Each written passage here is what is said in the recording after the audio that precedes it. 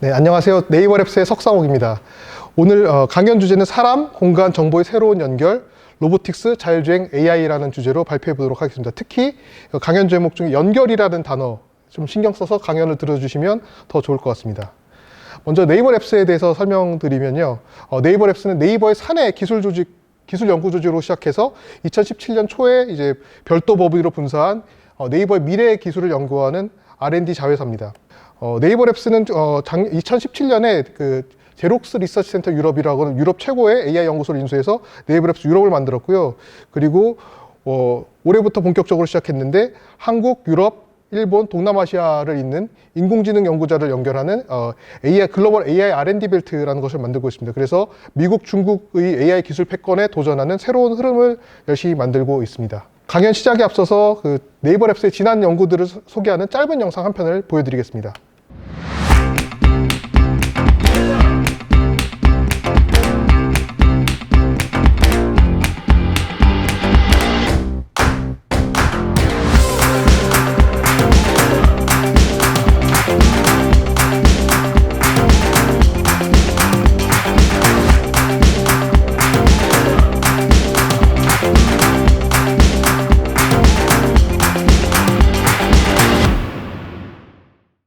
영상 마지막에 짧게 지나갔는데 Creating New Connections가 이제 네이버랩스의 기술 슬로건입니다. 저희는 로보틱스, 자율주행 AI 등을 통해서 사람, 공간, 정보의 새로운 연결을 만들고 있고요. 보시면 지금까지 네이버가 PC 환경에서 굉장히 서비스를 잘해왔고 모바일로 넘어갔을 때도 굉장히 대응을 잘해서 지금 굉장히 회사가 잘 성장하고 있는데, 미래의 네이버의 서비스는 사람이 사는 생활 공간을 그 네이버의 서비스 플랫폼으로 확장할 거라고 생각하고 있고, 이에 대한 기술 연구를 하는 것이 바로 네이버랩스입니다. 그러면 사람이 사는 생활 공간을 서비스 플랫폼으로 확장하려면 가장 중요한 데이터, 가장 중요한 인프라가 뭘까요? 그것은 바로 지도입니다. 지도는 내가 사는 공간이 어떻게 생겼는지, 그리고 나는 어디에 있는지, 어디로 가야 하는지, 이런 것들을 알려주는 정보를 담는 그릇이고요. 실제로 지도는 문자보다 오래된 역사를 가지고 있다고 합니다. 혹시 세계사 시간이나 그럴 때 이런 그림 본 적 있으신지 모르겠는데 기억하실지 모르겠는데 이게 뭔지 아시나요? 이것은 그 최초의 세계 지도라고 알려진 바빌로니아의 점토판입니다. 실제로 세계의 모습과 다르지만 그 당시 사람들의 세계관을 이걸 통해서 볼 수가 있고, 사람들이 살아가는 세상 속에서 그 사람들이 이제 자아와 존재를 인식하기 위한 중요한 틀이기도 합니다. 로봇 역시 마찬가지고요. 사람이 살아가는 공간을 로봇이 이해를 해야 되고, 그걸 하기 위해 가장 필요한 것은 바로 지도입니다. 여기서 특히 지도는 이제 사람을 위한 지도가 아니라 좀 다른 형태의 지도인데, 로봇, 자율주행 자동차, 스마트폰 같은 머신들을 위한 지도를 말하고요. 이 지도를 저희는 특별히 머신 리더블 맵이라고 부릅니다. 이 머신 리더블 맵을 통해서 머신들이 정확하게 어디에 위치했는지 알 수가 있고, 어디로 가야 되는지 경로 계획을 할 수가 있습니다. 이를 통해서 저희는 이제 네이버의 서비스를 생활 공간으로 확장할 수 있다고 생각을 하고 있고요. 이를 바탕으로 저희는 3단계의 기술 로드맵을 가지고 있습니다. 첫 번째가 그 사람이 사는 인도, 실내, 실외, 그리고 도로에 대한 3차원 정밀 지도를 만들고요. 그 안에서 자율주행 인텔리전스 머신들이 자유롭게 돌아다니게 하고, 이를 사람과 연결시키는 이렇게 3단계 로드맵을 가지고 있습니다. 그래서 이렇게 지도가 중요하기 때문에 네이버랩스가 가장 처음 만든 로봇도 M1입니다. 맨 왼쪽에 보시는 게 첫 번째 지도 만드는 로봇 M1 첫 번째 버전이고요. 2016년에 개발했는데, 이 로봇은 그 주변을 스캐너할 수 있는 레이저 스캐너, 라이다라고 부르는데, 라이다라고 하는 레이저 스캐너가 달려 있고, 그 다음에 고해상도 카메라가 달려 있습니다. 지금까지 계속 버전을 업그레이드해서 지금은 상당한 수준에 올라와 있고요. 보시는 영상은 네이버 1층 도서관이 있는데, 그 도서관 영역을 M1이 지금 스캔하는 모습을 볼 수가 있습니다. 그리고 최근에 이제 7월 달에 한국판 뉴딜 보고대회라는 그 행사가 있었는데, 춘천에 있는 데이터 센터에 있는 온실을 M1이 스캔을 했었습니다.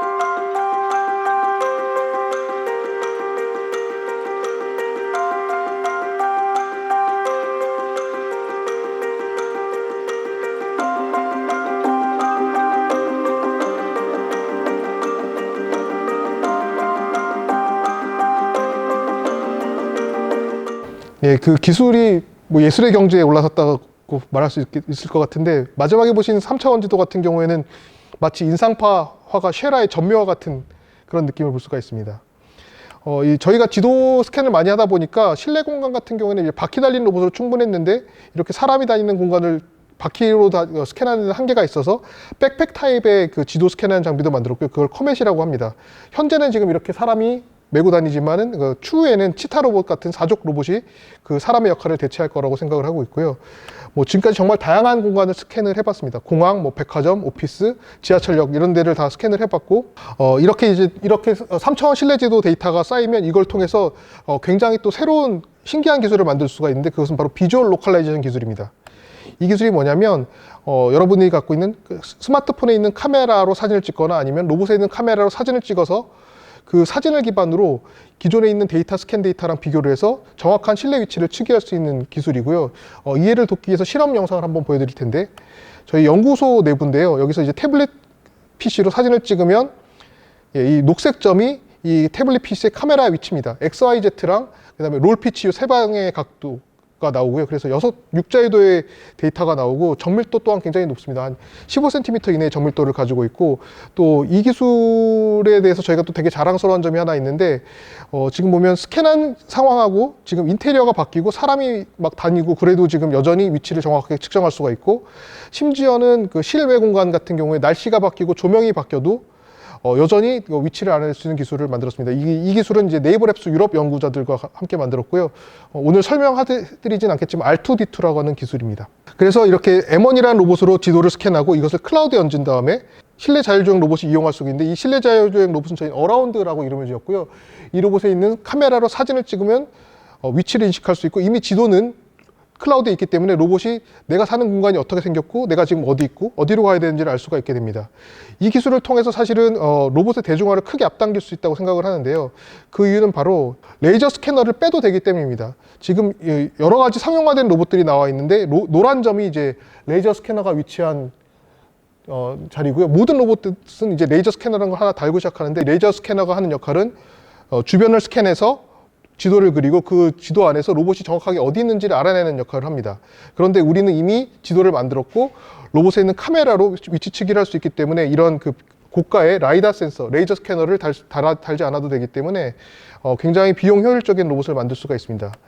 저희 로봇의 발달사를 보면 2017년에 어라운드 B라고 이제 저가형 레이더 센서를 장착한 로봇을 처음에 만들었지만 이후로는 레이저 스캐너가 없는 실내 자율주행 로봇을 만드는데 성공을 하였습니다. 뿐만 아니라 이제 저희는 또 새로운 기술도 도입을 했는데요. 여러분들 알파고가 사용했던 그 심층 강화 학습, 딥 리인포스먼트 러닝이라는 기술 아시죠? 예, 그것을 로봇에 적용을 했습니다. 기존의 로봇들은 보면 이렇게 장애물들을 피할 때 주춤주춤하거나 드리번 걸어서 되게 답답하게 옵스터클 오버이던스를 하는 걸 볼 수가 있는데 이 네이버랩스의 어라운드 로봇 같은 경우에 마치 능숙한 무선 조종자가 뒤에서 숨어서 조종하는 것처럼 자연스럽게 빠르게 장애물을 회피하면서 이동할 수 있는 것을 알 수가 있습니다. 이렇게 바퀴 기반의 로봇들이 있는데 바퀴 기반의 로봇은 아까 전에 말씀드렸듯이 평평한 환경에 영향을 되게 많이 받습니다. 그래서 궁극적으로 사람이 사는 공간들을 모두 다 자연스럽게 돌아다니려면 결국엔 다리가 필요하고요. 이 다리 로봇도 개발하고 있는데 이 사족보행 로봇은 이제 MIT 김상배 교수님 연구실 김상배 교수 연구팀과 함께 산업과제로 진행을 하고 있습니다. 이것은 몇 년 전에 발표했던 MIT 치타3라는 로봇인데요. 예, 치타3 로봇 같은 경우에는 10kg의 페이로드를 달 수가 있고 여기 보시는 영상처럼 발에 느끼는 감각만으로 이렇게 계단 올라가고 장애물들을 극복할 수가 있습니다. 그리고 힘이 굉장히 세서 이렇게 높이 점프도 할 수 있는 굉장히 다양한 곳에서 다양한 용도로 사용할 수 있는 훌륭한 사족 로봇입니다. 그리고 지금 보시는 로봇은 가장 최근에 만든 MIT랑 산업과제로 만든 미니치타라는 로봇인데 아마 뭐 언론이나 영상을 통해서 한 번쯤은 보셨을 것 같습니다. 굉장히 경치가 좋은 장소에서 지금 시연을 하고 있는데 이곳은 바로 네이버랩스 유럽이 위치하고 있는 프랑스 그르노블이라는 지역입니다. 연구소 앞마당인데 이렇게 경치가 좋습니다. 이건 이제 작년에 여기서 이제 작년 이맘때쯤 AI4 로보틱스라는 워크숍을 진행했는데 그 세미나 기간 중에 저희가 촬영한 것이고요. 그리고 지난달에는 그 라스베가스에서 원래 그 로봇 학회가 열렸어야 되는데 안타깝게도 코로나 때문에 온라인으로 진행을 했습니다. 저희가 이제 MIT랑 힘을 합쳐서 여러 대의 MIT 미니치타를 만들었고 이걸 전 세계 연구자들에게 배포해서 이걸 바탕으로 워크숍을 열었고요. 이를 통해서 그동안 이제 사종 로봇을 가지고 있는 사람들은 사종 로봇을 연구를 할 수가 있었는데, 없는 사람들은 연구를 할 수가 없었는데, 이제 이걸 뿌림으로써 그 다양한 연구기관에서 이 로봇의 개발 속도를 앞당길 수 있는 좋은 계기가 되었다고 생각을 하고 있습니다. 지금까지 이제 실내, 실외를 달릴 수 있는 로봇을 설명드렸고, 저희는 도로를 달릴 수 있는 로봇도 개발하고 있습니다. 보통 이제 자율주행 자동차 하면 사람이 타고 다니는 자율주행 차를 생각하기 쉬운데, 저희는 사람이 타지 않는 도로를 달릴 수 있는 자율주행 로봇을 생각하고 있고요. 역시 이 도로를 달리려면 지도가 필요합니다. 그래서 자율주행 자동차를 위한 지도를 HD맵이라고 부르는데, 네이버랩스는 이 HD맵 개발도 열심히 하고 있습니다. 실내랑 도로랑 둘 다 이제 지도가 필요한데, 특히나 도로에서는 HD맵이 더욱더 중요합니다. 도로에는 물론 GPS가 있어서 측위를 할 수가 있긴 한데, 빌딩이나 터널 등 같은 경우는 측위가 여전히 안 되기 때문에 맵에 의존할 수밖에 없고, 그 다음에 굉장히 빠른 속도로 이동하고 차는, 그 다음에 실내 자율주행 로봇 같으면 비상시에 그냥 멈춰버리면 그만인데, 도로를 달리는 자율주행 차 같은 경우에는 갑자기 멈춰버리면 큰 사고를 유발할 수가 있어서, 그래서 HD맵, 자율주행 자동차를 위한 맵은 더욱더 중요하다고 할 수 있겠습니다. 특히 이제 네이버랩스 같은 경우에는 저희만의 오리지널리티 있는 독창적인 HD맵 만드는 방법을 고안했는데요. 이것은 바로 하이브리드 HD 매핑이라는 기술입니다. 기존의 HD맵 같은 경우에는 차에다가 굉장히 많은 센서를 달고 차량 중심으로 스캔을 해서 지도를 만들었다면, 저희 같은 경우에는 항공기에 고해상도 카메라를 달고 굉장히 많은 사진을 촘촘하게 찍어서 이 사진을 바탕으로 3차원 모델을 만들고, 도시의 3차원 모델을 만들고, 그 다음에 항공 사진으로 촬영이 안 되는 그 표지판이라든지 다양한 지상에서만 보이는 것들은 이제 지상에서 스캔한 차량의 데이터를 이용해서 그걸 합쳐서 HD맵을 만들게 됐는데요. 항공사진 촬영을 통해서 만든 서울시 3차원 모델과 영상을 한번 보여드리겠습니다. 이 영상이 너무 리얼해서 마치 드론으로 찍었다고 착각하실 수가 있는데, 드론 영상 아니고 이것은 바로 그 3차원 모델입니다.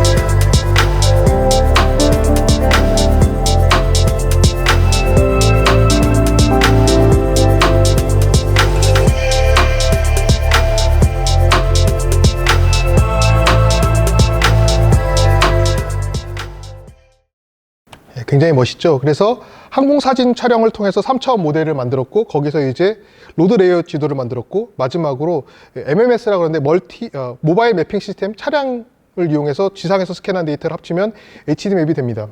저희는 이제 판교, 상암, 여의도, 마곡에 HD맵을 만들었고요.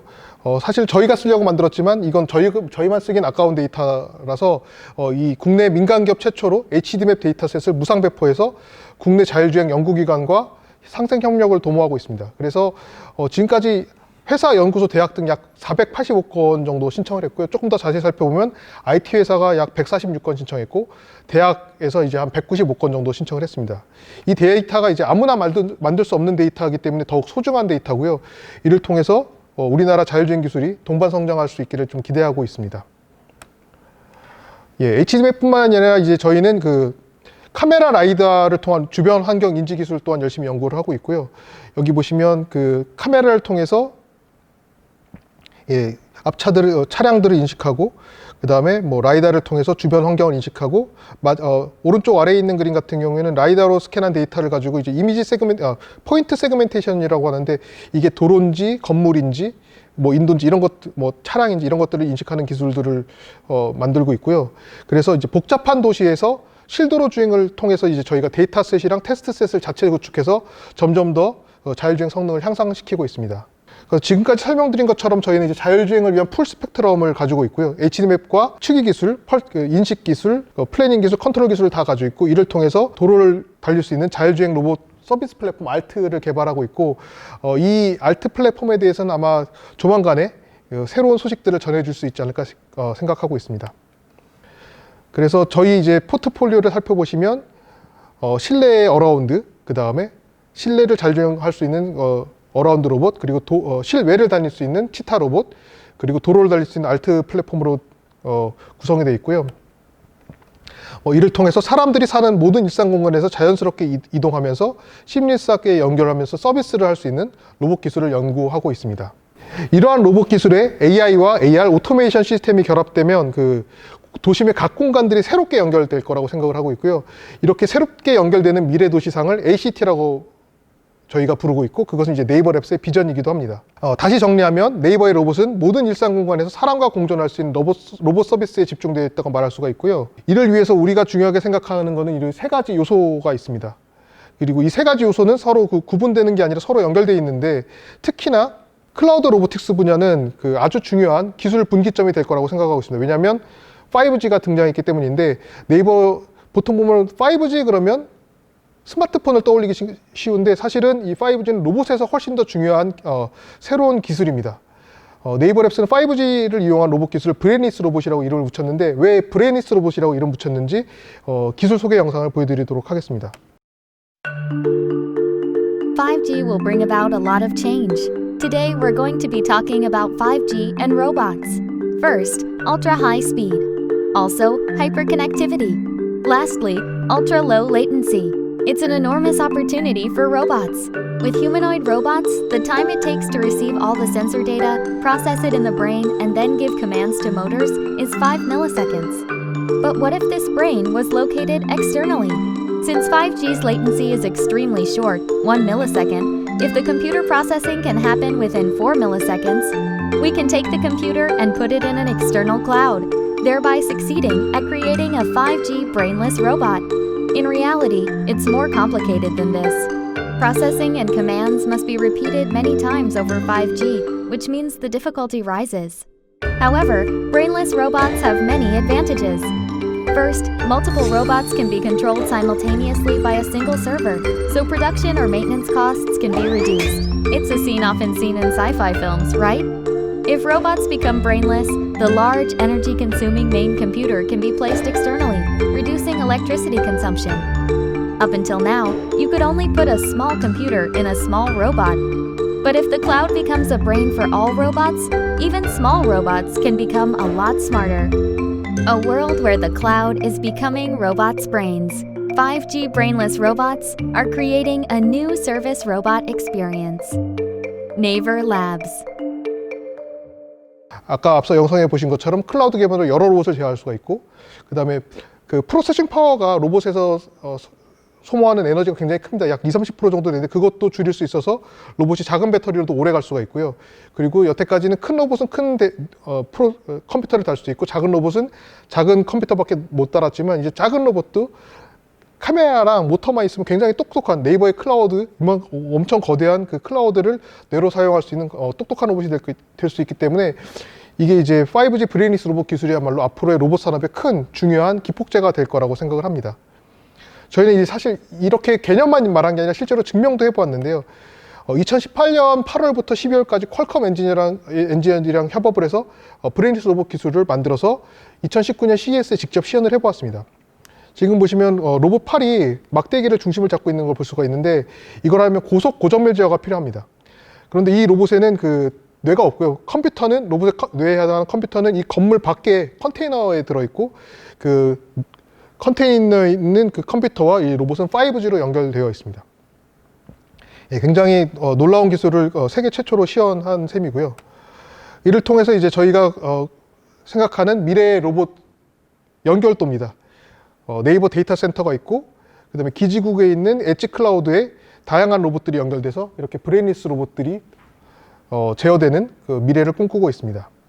또 이거를 또 실증하기 위해서 저희가 또 굉장히 과감한 선택을 했는데요. 그것은 바로 네이버 제2사옥입니다. 지금 네이버 정자동에 이제 네이버 그린 팩토리가 위치하고 있고, 그 바로 옆에 그린 팩토리보다 1.6배 큰 새로운 건물을 짓고 있는데, 그것을 저희가 로봇 친화형 빌딩으로 짓고 있고요. 여기서 로봇 기술을 중심으로 해서 네이버의 계열사의 다양한 기술과 서비스들을 이제 융합해서 전에 없던 새로운 테크 컨버전스 빌딩을 만들고 있고, 뭐 저희 기대로는 건축사의 한 획을 끈 저희가 이제 이 건물 프로젝트를 1784라고 하는데 1784 이전과 이후에 그 건축사가 바뀌는 뭐 그런 것까지도 생각하고 있습니다. 여기서 이제 본격적으로 사람에게 서비스를 해야 되기 때문에 휴먼 로봇 인터랙션을 되게 열심히 연구를 하고 있고요. 여러 가지 HRI 연구를 하고 있는데 그 중에서 하나를 소개시켜드리면 지금 로봇이 사람과 마주쳤을 때 이제 서로 피하게 되는데 로봇의 의도를 알기도 어렵고 그다음에 로봇이 너무 빨리 오거나 가까이서 피하면 굉장히 위협을 느낄 수가 있습니다. 그래서 사람들은 이제 소셜 디스턴스라고 해서 안정감을 느끼는 거리가 있는데 그 거리 안에서 사람이 가장 편하게 피할 수 있는 그런 경로를 생성하고 만드는 기술을 만들고 있고요. 그래서 HRI 디자이너가 이렇게 이동하는 게 바람직하겠다 뭐 이런 것들을 데이터를 쌓으면 그 데이터를 바탕으로 또한 그 딥러닝 기술을 이용해서 로봇이 잘 피해갈 수 있도록 만들었습니다. 이런 개발된 HRI 기술들을 실제 환경에서 실증도 해봤는데 이건 이제 네이버 1층에 있는 카페입니다. 본사 1층에 있는 카페인데 이렇게 복잡한 환경 안에서도 굉장히 자연스럽게 사람들하고 인터랙션 할 수 있고 피해 다닐 수 있고 서비스를 할 수 있는 로봇을 구현해내는 데 성공을 하였습니다. 그리고 오늘 이 시간에 최초로 공개하는 로봇이 하나 있는데요. 예, 어라운드 D입니다. 딜리버리 로봇이고요. 이 로봇은 당연히 브레인스 로봇의 연구 플랫폼이 될 거고 라이다가 없어서 비전만 가지고도 이제 측일을 할 수가 있고 그다음에 강화학습 기반으로 자율주행할 수 있고 그리고 특히 이제 눈이 달려 있는데 게이즈라고 해서 사람들이 보면 눈으로 굉장히 많은 정보를 주고받는데 로봇에 눈을 달아서 사람들과 자연스럽게 인터랙션 할 수 있도록 만들었습니다. 그리고 특히 이제 주안점을 둔 게 소프트웨어와 하드웨어와 소프트웨어 확장성인데요. 일단 어라운드 제로라고 하는 이제 하드웨어 플랫폼을 개발했고 거기에다가 여기 보시면 여러 단계의 레이어가 있는데 소프트웨어 레이어를 만들어서 다양한 서비스로 확장하기 쉽도록 저희가 시스템을 구현을 하였습니다. 지금까지 포인트 A에서 포인트 B로 이동하는 로봇들을 설명드렸다면 사실은 로봇이 서비스를 완성하기 위해서는 로봇 팔이 필요하고 손이 필요합니다. 픽앤플레이스가 돼야지 서비스가 완료가 되고요. 예, 지금까지 나온 로봇들 같은 경우는 사람이 사는 생활공간에 들어올 수 있는 로봇은 없었고요. 그래서 사람이 사는 생활공간에 들어올 수 있는 안전한 로봇 팔을 개발했습니다. 코리아텍의 김용재 교수팀과 개발을 했고요. 이 로봇의 특징은 팔을 가볍게 하기 위해서 어깨에 7개의 모터가 있고 모든 관절은 케이블로 구동을 하게 됩니다. 이를 통해서 굉장히 가볍고 힘센 로봇팔을 만들었고요. 또 굉장히 중요한 특징이 위치 제어만 되는 게 아니라 힘 제어도 됩니다. 힘 제어가 되기 때문에 굉장히 안전하게 사람하고 인터랙션을 할 수가 있고요. 네, 이렇게 뭐 사람하고 하이파이브도 할 수 있는 그런 로봇입니다. 이렇게 로봇을 만들었는데 팔만 만들어 보니까 워크스페이스가 팔의 길이에 한정이 돼서 좀 답답함이 있었고 그래서 허리를 또 달아봤는데요. 이제 허리를 달아보니까 사람과 같이 이렇게 운동을 할 수 있거나 하는 다양한 또 인터랙션이 가능해졌습니다. 기존의 선호형 로봇팔 같은 경우에는 이렇게 사람하고 이런 실험을 할 수가 없고요. 지금 이분이 이제 이 엠비덱스를 설계하신 김용재 교수고요. 그리고 이 로봇에다가 손도 달아줬는데 이 손의 특징은 물체를 짚고 움켜쥘 수가 있습니다. 잡고 움켜쥘 수가 있습니다. 기존의 로봇들이 이렇게 꼬집어 짚는 핀치라 그러는데 그것만 가능했었는데 이거는 다양한 물체를 집어 올린 다음에 움켜쥘 수가 있고 움켜줘야 되는 이유는 이제 강하게 잡을 수 있기 때문이고 그를 통해서 다양한 일을 할 수가 있고요. 이렇게 뭐 다양한 형태의 물체들을 집을 수 있는 다목적으로 사용할 수 있는 로봇 손입니다. 또한 이제 저희가 시뮬레이터도 개발했는데 시뮬레이터를 개발한 이유는 그 알파고가 썼던 그런 딥러닝 기술들 이제 강화학습이라고 해서 시뮬레이션 상에서 로봇을 트레이닝 시키기 위함인데요. 저희가 생각하는 그 로봇 지능 같은 경우에는 그 위치 제어 기반으로 하는 그 다른 회사들이 하는 트레이닝을 뛰어넘는 새로운 컨셉도 이미 개발을 하였습니다. 그것은 바로 피지컬 인텔리전스라는 개념인데요. 네이버 랩스의 테크니컬 컨설턴트이기도 한 MIT 김상배 교수가 제안한 개념입니다. 지금 사람들 같은 경우는 인식도 하지 못하면서 쉽게 할 수 있는 동작들이 있습니다. 뭐 주머니에서 동전을 빼내거나 보시면 밤에 깜깜한 밤에 220V 컨센트에 플래그를 꽂는 것 같은 것들 이런 것들을 할 수 있는데 로봇들은 이런 것들을 이런 그 사람들이 할 수 있는 특별한 운동 지능을 구현해낼 수가 없습니다. 그래서 이를 구현해내는 게 또 어떻게 보면 로봇 공학자들의 AI 하는 사람들의 숙제였는데 저희는 로봇이 사람을 학습할 수 있는 툴을 개발해서 이를 통해서 기존의 로봇이 못했던 다양한 일들을 수행하게 하려고 하고 있고요. 그 로봇이 사람을 학습하게 하는 툴이 바로 여기 보시는 햅틱 디바이스입니다. 이런 조종기처럼 보이는데 기존에 이런 것들 보셨을 때 이 기존에 보셨던 그 로봇을 조종하는 조종기는 로봇의 위치만 조종할 수 있었는데 이것은 바이레터럴 텔레오퍼레이션 장치라고 해서 로봇이 느끼는 힘을 사람이 느낄 수 있고 사람이 느끼는 힘을 또 로봇이 느낄 수가 있습니다. 그래서 힘과 위치의 제어의 그 조합을 통해서 사람들만 할 수 있었던 다양한 태스크들을 로봇에 직접 가르칠 수가 있고 그 다양한 태스크 그러니까 이 햅틱 디바이스를 통해서 로봇의 다양한 태스크를 가르치는 영상도 한번 보여드리겠습니다. 이것도 이번 세미나를 통해서 최초로 공개하는 거고요. 됐다.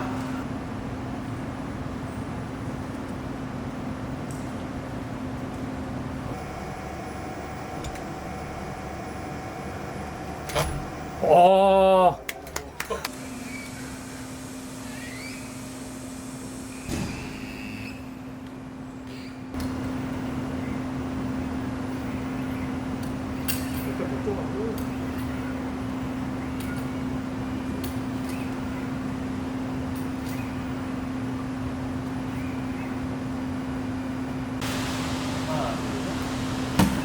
다시 던져요.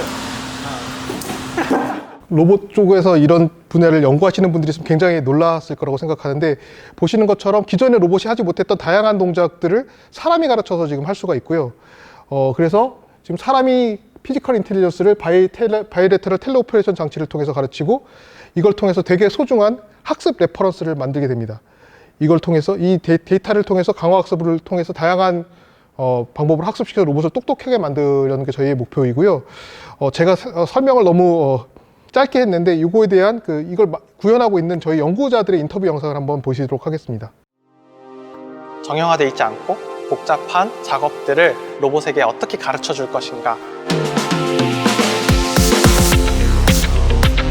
So the task learning project is about deploying a learning method which can deal with the uncertainty that comes with deploying robots in an everyday environment. 사람도 어떤 작업을 하는 데 있어서 힘이 들어간 정보를 말로 표현하는 게 쉽지가 않습니다. 예를 들어서 뭐 빵에 잼을 바른다라고 했을 때 뭐 힘을 다루는 것, 이런 것들은 실제로 말로 표현하는 게 쉽지가 않거든요. So our goal is to design a learning protocol so that a robot arm can learn to manipulate and do new tasks from a single demonstration. 로봇이 복잡하고 정형화되어 있지 않은 작업들을 이해하고 수행하기 위한 지능을 좀 더 효율적으로 학습하기 위해서 햅틱 디바이스를 만들고 사용하고 있습니다. 사람을 위해서 어떤 작업을 하기 위해서는 사람과 비슷한 형태로 되어 있을 때 제일 효과적으로 할 수 있게 되거든요. 작업을 수행하면서 로봇이 느끼는 외력을 사람도 느끼게 되고, 그런 과정 속에서 이제 로봇은 사람의 피지컬 인텔리전스가 포함되어 있는 정보들이 로봇의 정보의 형태로 표현되게 됩니다. This way, we can start learning tasks from demonstration given by a human. 물체를 인지하는 부분이 반드시 필요해서 비전이 꼭 필요하게 되었습니다. 이미지 리트리벌과 그리고 로컬 피처 매칭을 이용한 물체의 자세를 추정하는 식으로 알고리즘을 만들었습니다. 이 알고리즘이 더 안정적으로 작동하기 위한 그런 학습 데이터셋을 생성하는 데 많은 주의를 기울였습니다. So at the moment, we can adapt the neural network controller to a new manipulation task from a single demonstration using meta-learning and self-attention mechanisms. 처음에 엠비덱스의 모습은 허리가 없고 팔 2개, 그러니까 즉 7자유도 7자유 총 14자유대의 로봇이었습니다. 그리고 올해에는 이제 허리와 핸드가 들어가면서 작업 반경도 넓어지고, 그리고 다양한 어떤 사람들이 사용하는 어떤 도구들을 집을 수 있는 그런 로봇이 되었고요. 프레임워크나 방법론들을 계속 지속적으로 연구할 예정입니다. We believe robots like Ambidex, which can manipulate almost any object, will be a big step toward automation outside the manufacturing environment.